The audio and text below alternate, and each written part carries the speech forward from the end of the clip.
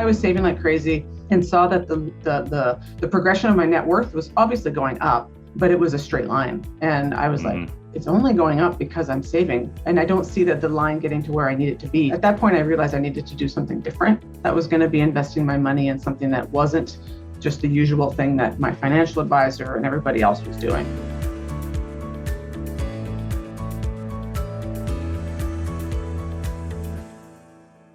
Welcome, everyone, to the Road Less Traveled Show. This is a show about people who were successful in a different career and left that career to go down a different path. I'm your co-host, Richard Coyne. I'm your co-host, Bill Zahller. On today's show, we have Vanessa Peters. Vanessa, we're so glad you're here with us. Thanks for joining. Thanks. I'm so excited to be here. Yeah, thanks, Vanessa, for joining on the Road Less Traveled Show. Well, can you tell us a little bit about your background, what career path you started in, how long you've been in that line of work? Absolutely. I am a physician. I'm trained in family medicine. So that's your general practitioner, your primary care doctor. And I grew up in Canada and did all my training there.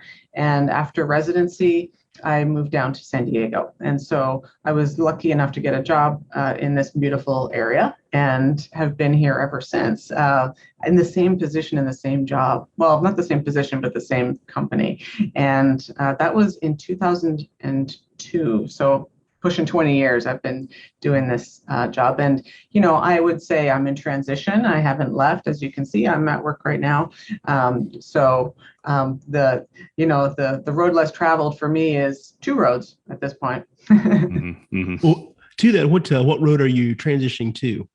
So I have really been ramping up my real estate business. And so, you know, for the past 3.5, 4 years, I've really been diving deep into real estate syndications.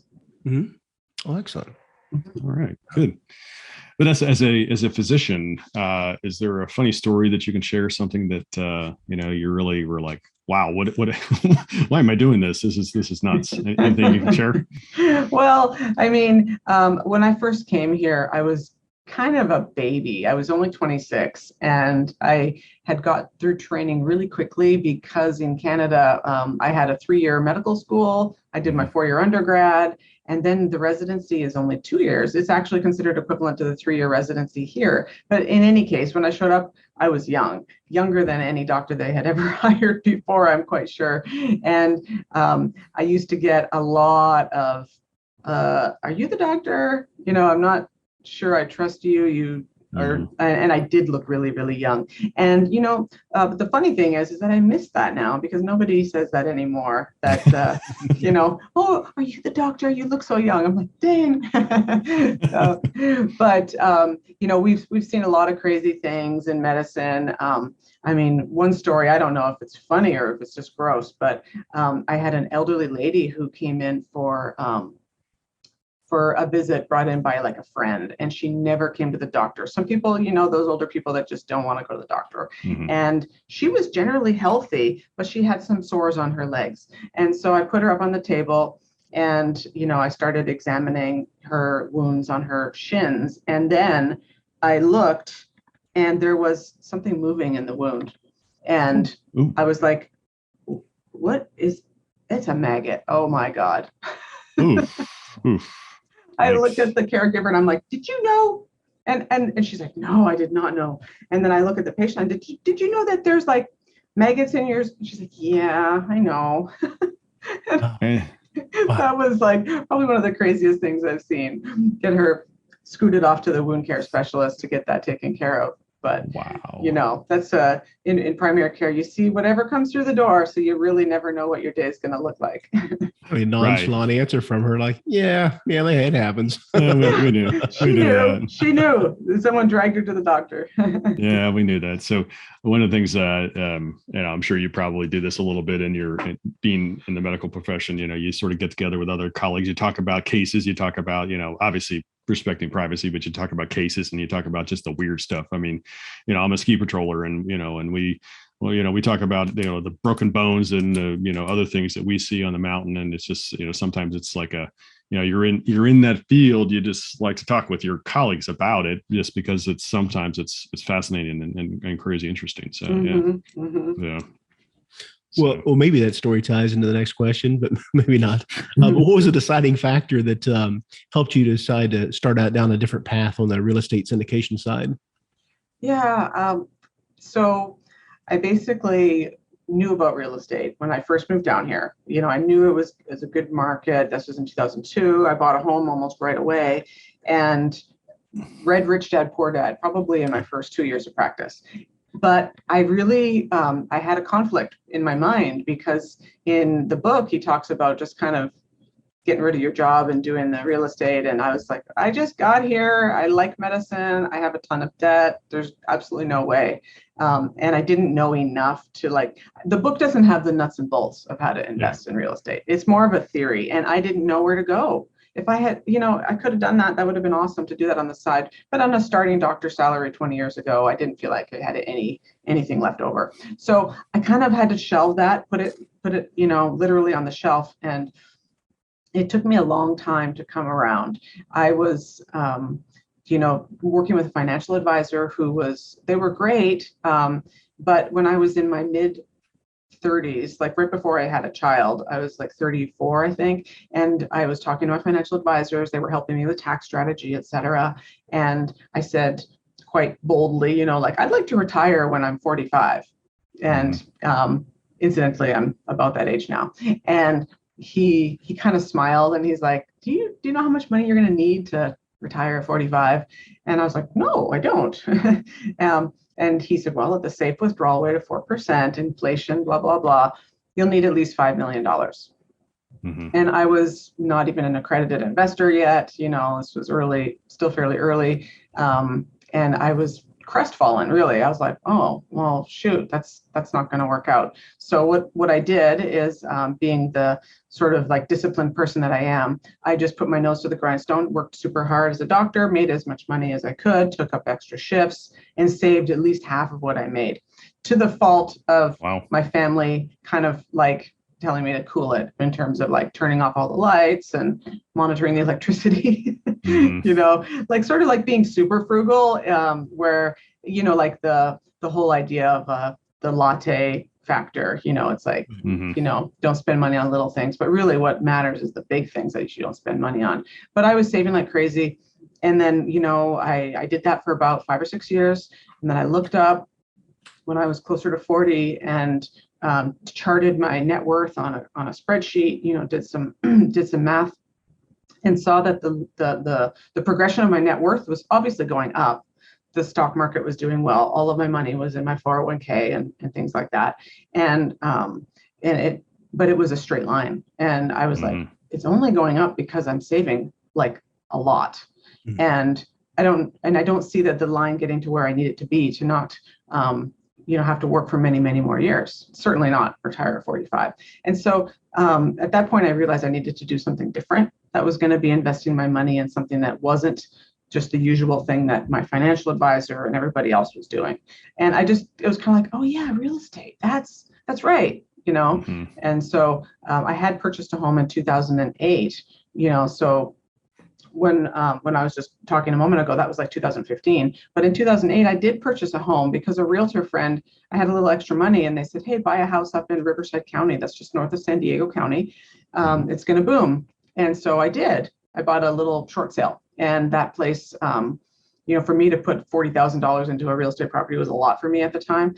And I bought kind of at the beginning of the downturn. And so it kept going down for another year or two. And for me, that was a bit scary. I didn't know what was going on. And everybody was, the sky's falling with real estate. And so I certainly didn't buy any more, which would have been the savvy thing to do. But, that house has had stable tenants for many, many years. And it's gone up almost three times in value. And so when I thought, hey, real estate, and then I thought, I've got that house and I looked up the value and I'm like, holy crap, that thing is doing really well. Maybe I should sell it. No, wait, I should buy. And so that's what kind of started my journey because I realized that was a great way to make wealth without working harder. Unfortunately, San Diego doesn't have anything that I could buy at the time. And that's what kind of led me on this other path. Yeah, I think it makes sense. And it comes out almost like you're saying, a fundamental argument or a thought process there's like the Dave Ramsey side, right? Which you're talking about, turn off the lights, not having the coffee, all that, save your way to wealth. And then there's more the Grant Cardone way of those little things. You can't save yourself to the back of a Gulfstream, right? I mean, no one not stopping at Starbucks every day is going to end up with a Gulfstream 650 or something like that. But you can grow the top line unlimited, right? And what you're saying, you can leverage that. You can use, real estate or other ways to grow and to really create the wealth. And I think I don't think either one's necessarily wrong. I think for different people at different times, a lot of people need to get their debt and that kind of stuff under control. But once they have that baseline, like think exponential, like you're saying, how you can leverage things and grow it, I think is critical on your path to wealth. Absolutely. Yeah. Excellent. So Vanessa, along the way, as you started, working your side project that is your future, your real estate path, were there some obstacles you encountered along the way as you were getting started in that? Well, certainly, because I couldn't find anything to invest in. It was, I spent a good amount of time looking for properties locally because I was determined to buy something in real estate. I was like dead set on it. I just had this like inner knowing, like, okay, this is the path. But I got a realtor and we scoured the market locally and I couldn't find anything, not even a condo that would cash flow. And, this was 4 or 5 years ago, and the prices are much higher now. So I started figuring, okay, well, there's got to be a better way. So I found Bigger Pockets. I started listening to their podcast. I started, that also sent me down the rabbit hole of personal development, so I met Hal Elrod and did all that kind of thing. And I just started to realize the mindset of abundance and that there's always a way, and meeting people who are doing other things that I had never thought of. So I started going to meetups, meeting local San Diego investors who were doing real estate, and many of them were doing out-of-state homes, turnkey rental type stuff. I looked into that a little bit, but it made me pretty uncomfortable to have a house that I didn't really know much about the area. I don't have any family there. And then some property manager is managing it for me with tenants. It just seemed risky, honestly, to me, because while the houses are cheap, the returns aren't great. The appreciation isn't great in those areas. That's why it's so cheap. And so I was like, I'm going to pass on that. I don't feel like, and also knowing that I already had a home, I kind of knew that there was a bit of work that went into that with paperwork and LLC and taxes and, just the stuff that you have to take care of. I'm like, I don't know if I really want to get a whole bunch of those, because that sounds like a lot more work. And then, the word syndication kept popping up on Bigger Pockets, and I ignored it for quite a while because I didn't know what it meant. And finally, one day, a doctor had posted about it. And so I was like, okay, fine, I'll check this out. And that, was like, oh, okay. Once I started learning about what a syndication is, the returns, and then I did my first investment with someone that I met through Bigger Pockets. I flew out to Dallas, Fort Worth, and walked the apartment building. It was a multifamily. I'm still in that deal. And that, gave me the gut check I needed to try the passive investing route with syndications. And, once the check started flowing, I was pretty much hooked. And I did everything to put as much money into that side of things as I could. I did, I think, 6 or 7 that first year. And then I started singing the praises of syndications from the mountaintops because I thought it was so great and nobody seemed to know anything about it. And I also was kind of like miffed at my financial advisor because they hadn't said anything about this sort of thing. And then I realized later that, the rules that they have to abide by, the fiduciary responsibility, and they're only allowed to offer certain products based on what type of financial advisor they are. Then I was like, oh, okay, I get it. So that's why when I would bring a deal to them, they would nod and be like, oh, okay. They're not going to say yes or no. They're just going to acknowledge it. And so I learned a lot along the way. We've had a lot of discussion in past episodes about alternative in asset investing. And the crazy part about it is that in all reality, real estate is called an alternative. Isn't real estate real? Isn't real estate tangible? Isn't real estate something you can touch and look at and hold? And when you're investing in an apartment building, isn't that a business that you're investing in? Versus stock. A stock's a piece of paper. You have no control over. Have no influence over how that thing works at all. So it's mind-boggling to me that this space called alternative investing, asset investing, is such a weird, mysterious thing that people don't understand. In all reality, that came first. I mean, I think land came before stocks did, pretty much land was here first, so I would agree with that. It's amazing. But again, the point is, you're absolutely right. The way the traditional 401k route is pretty much the only thing that people think they have the ability to invest in. Maybe they can do a side stock account, that type of thing, but they think their only option is investing in 401ks, with the company matching, and that's fine. But at the same point in time, there's a whole world out there that we're trying to help educate people about and expose people to, that there are other ways, and you don't need to be a millionaire to invest in real estate, things like that. So it's pretty amazing that but again, all of the large brokerage companies spend gazillions of dollars a year, trying to bring money into their companies. The tax law, with the ERISA way back in the 70s, really, again, directed tons and tons of money into pretty much the only place that investors could put their money, into the 401k world. So there's a bigger world out there. So yeah, absolutely. I really preach diversification. And, when you talk to your typical financial advisor, their idea of diversification is some stocks and some bonds and some mutual funds. It's like, no, that's all one bucket for me. Right. And, I'm working to get that down to 10%, of my portfolio. It was previously 100%. And so, and then, I used to only be in multifamily real estate. Now I do different kinds of real estate, self-storage, mobile home parks, land entitlement. And so, get even hotels and skilled nursing facilities. There's a lot of different inside real estate you can diversify as well. Right. Absolutely. Well, Vanessa, what was one of your first victories you can think back when you started down the career path on the syndication, the real estate side, that it really clicked? And I know you said some of the cash flow and coming in and the more deals you were doing, but was there one moment you can think that you looked back and like, yes, so this is definitely the right path for me. I need to, go full speed ahead on this? Yeah, well, the first couple deals, when I was learning how to be a co-GP or learning how to do syndications, I joined a team, and they, would basically, as a team, we would, bring in investors for a large deal. And the first couple deals, I just brought in a friend or two, and so it was kind of like, oh, this is exciting. And I was investing alongside them myself.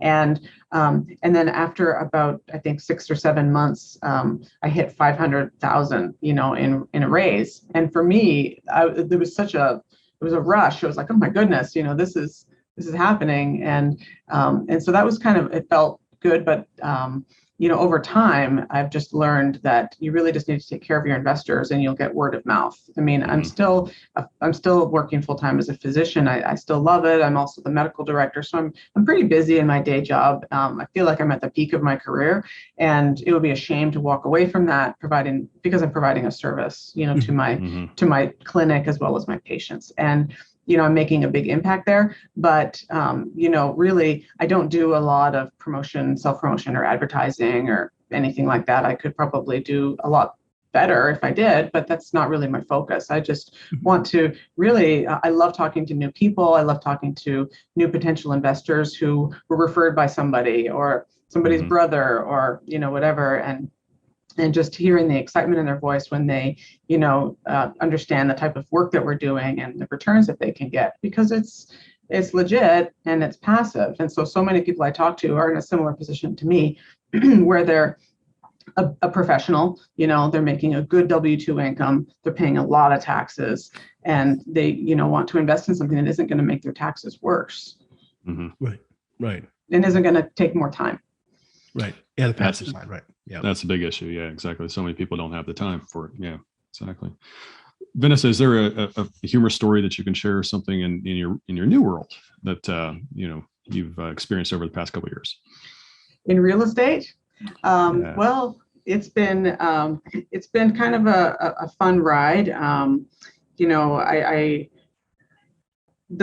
I guess the funny story that really started the ancillary to the other story I told was that the way that I realized real estate was also was through sort of a serendipitous event where I was in Minnesota with my family on a vacation.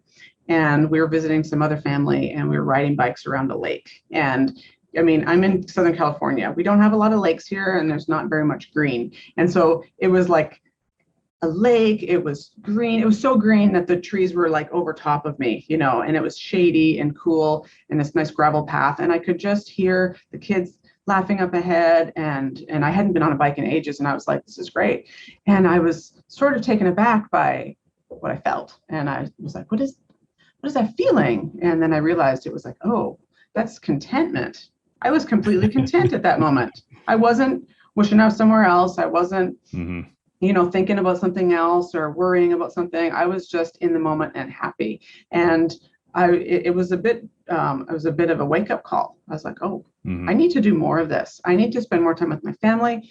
I need to take more vacations. I need to stop thinking so much about work. And so being the practical person that I am, I thought that meant that I needed to buy a home on the lake in California. So that really started me down a rabbit hole of real estate as well, because I thought, I'm going to buy a home in Lake Tahoe, because that's a big lake and I'm sure you can ride your bike around. I've never been there, but I'm sure that you can do that. And so I started scouring for homes for sale in Lake Tahoe and started doing research about how that would work and how I could Airbnb it. And it all fell flat when I realized that the permit process, there's only so many permits and you have to wait 2 years to get a permit. And so the house that I had picked out was perfect. It had listings and, it had bookings, but I couldn't rent it because, I had to wait a couple of years for a permit. So I was like, dang, okay, that's not going to work. But that just sort of, it's amazing how one moment can flip the switch in your head. And then all of a sudden I was like, but real estate is still the path, even though it may not be a lake in, in California, it's something else. And so that's what really started me down the path. So wait a minute, the permit you're referring to, this was an existing house that it was already built, but it's a short-term rental permit. And there was a 2-year waiting list to get a short-term rental permit in South Lake Tahoe. Yeah. Holy moly. Wow. Yeah. I mean, short-term rentals in California, depending where you are, can be extremely difficult to come by because of the regulations. I gotcha. Yeah, they, certainly they're, I think pretty much everywhere is, any local government has pretty much figured out that, listen, they better require some kind of a permit because one is a revenue generator for them, but two, they need to understand what's going on in their own backyard. But I've never heard of such a long waiting period to get the permit. Wow. Yeah. Crazy. Well, Vanessa, where are you today in your real estate journey? You mentioned before you started out in multifamily and you've got into hotel, self-storage. Is there any particular one you're focusing on now or expanding on all of them equally, or what? How's that kind of look as your portfolio develops? Yeah, I like to work with a kind of just a handful of operators that I know well. I don't work with people that I haven't met before or someone who just pings me on LinkedIn or something like that. There needs to be a connection for me to work with an operator that I trust, because if I'm going to take investors into a deal, that's a big responsibility. So I do like to provide a diversified options for my investors so that they can have maybe a multifamily sometimes, self-storage, land. Those are my three big things right now. The multifamily deals pop up and then they usually go because they're single asset plays, which take 6 to 8 weeks to close. But now I do have a land entitlement fund, which is my primary focus at this moment. And that's a $50 million fund for land entitlement, which a lot of people aren't familiar with. Basically, it's taking raw land and getting it ready for national home builders to build homes on. And so there's a process where you get permits, zoning, environmental, phase 1 assessments, engineering assessments, and all this paperwork needs to be done with the local municipality before the national home builders can actually start digging. And the process of land entitlement does not involve any grading or putting in any roads or anything like that. It's just paperwork mostly. And it's pretty tedious work, and the national home builders don't like to do it anymore, not because it's tedious, but because it takes a long time, and also because it increases their risk. At least in 2008 it did, when many national home builders who always did that process themselves in-house were basically left with land on the books that was still raw, wasn't ready to build, but then all of a sudden nobody wanted homes because, there was a glut of foreclosures on the market. And so they lost money. So now they prefer to reduce their risk and they will pay handsomely for entitled land. So this fund is basically working in the space of entitlement, mostly in near Charlotte and in Southwest Florida. So Carolinas and Florida, kind of in your guys' neck of the woods. Right. Excellent. Very nice. Good. So Vanessa, obviously as a physician, you're a caregiver, you help people every day. But in sort of the other aspects of your world, is there anything you do to give back to help enrich the lives of others? Yes, I serve on the board for a nonprofit called Interfaith Community Services, and they are local here in San Diego. And they focus on helping people help themselves. Primarily, it's dealing with homeless people and helping them get the services that they need so that they can get into housing.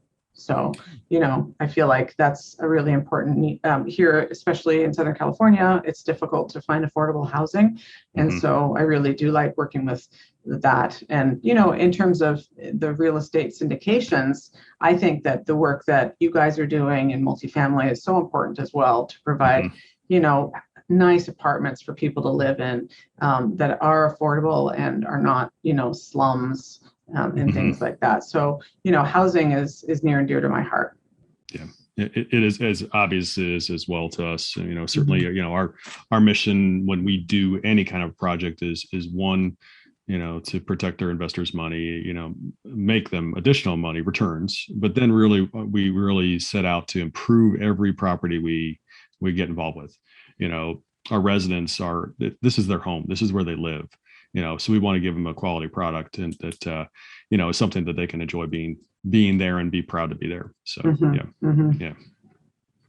Yeah. Well, Vanessa, is there something you've recently implemented in your business that's helped you kind of scale as you've got into a few different aspects and your investor base grows and all that? Is there anything you can that's something I need to work on. Yeah, actually, I had a moment last night actually where I realized that I'm going to leverage my son because he's 10 and he loves to work on the computer, and I just have a lot of things I need done, some data entry and some other things, and I was like, you know what? I'm going to have him work for me. And so, yes, I'm going to scale with my 10-year-old. You can pay him, and that's a tax strategy. That's it. I was like, I know there's something here, right? You can pay your kids, and I hadn't done that yet. But in all honesty, I do need to get like an executive assistant or something to help me take some of the workload off. But right now, it's just organic growth from word of mouth. Yeah. Okay. Now, so what advice? Sorry, Bill. What advice would you give someone who's thinking about making a path change, a career change? Well, I think it's good to get away from work for a little bit and kind of maybe try on the other role on a vacation so that you can see if it's something that you truly like. Because some people, you think something might work out well for you, but you're not really sure until you try it. I was in Hawaii earlier this summer. We have a condo there, and we spent 2 weeks. And by probably day 10, I was like, okay, I'm ready to go. I can't do any more lying on the beach or walking. I need to do some work. And I realized something about myself. I was like, oh, I need to be productive to feel good. And I needed a project or something. And so, the thought of living in Hawaii sounds great. And I kind of thought I might want to do that, relocate there and work remotely and stuff. But, maybe that's not for me because I did try it on, and I think I'll keep my visits to 10 days from now on. Yeah, exactly. There are people, so many people dream of retiring and playing golf every day, and that gets old. Certainly, I retire from my W-2, but I choose to do that. The real estate side, I enjoy being busy, productive, active, doing something. Got to keep the mind busy and things like that. So, just sitting around is, gets super old. You're right. I gotta do something too. So, yeah. Well, Vanessa, what's the best way for the listeners to be able to reach if they want to find out about more what you're working on, or just have a conversation about real estate or transitioning? Yeah, absolutely. You can reach me through my website at vmdinvesting.com. Also, my direct email address is vanessa@vmdinvesting.com. Great. And we'll put links to that in the show notes below. Well, Vanessa, we'd really like to thank you for being on the Road Less Traveled show today. Really enjoyed the conversation and wish you continued success. Thank you.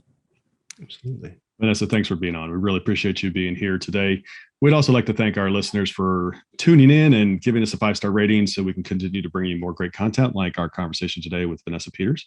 We'd also like to thank Park Capital Partners that sponsors this program. And please remember, we also have the Park Capital Partners Value Add Fund. That is a 506c fund that's available today. And finally, the Park Capital Partners Foundation that is out there. That is a 501c3 nonprofit that Bill and I have created as one of the ways we give back. So thank you again, everybody, for joining. We really appreciate that. And remember, folks, the road less traveled may be calling you. We recommend that you listen and take action. Thanks for joining.